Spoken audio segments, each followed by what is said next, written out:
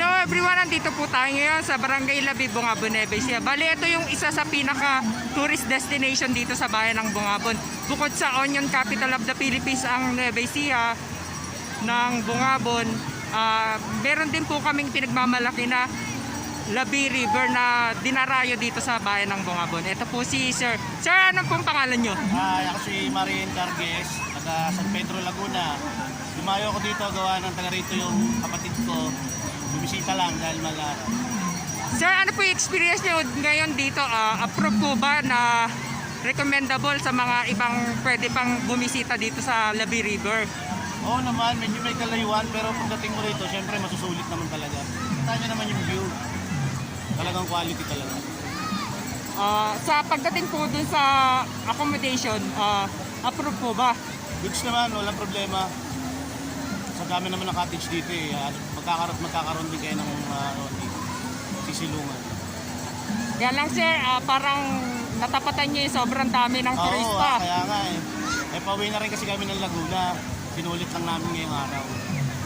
Yun lang. Papakita po natin yung kung gaano karami turista ngayon. Ayan po. Talaga. Yan. Yan yung mismong eksaktong place. Tapos meron na rin silang ginawang pinaka-picturan. And then, makita yung ilog sa dami ng tao. papakita ko lang po yan. Ayun yung mga naliligo.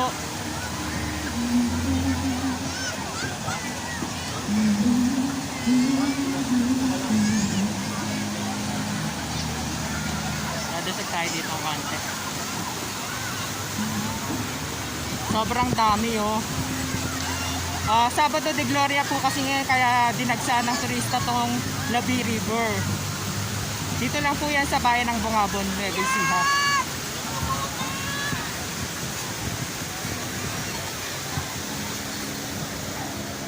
Balik tayo dito kay sir. Sir! Makakaulit pa ho ba kayo pag sa susunod?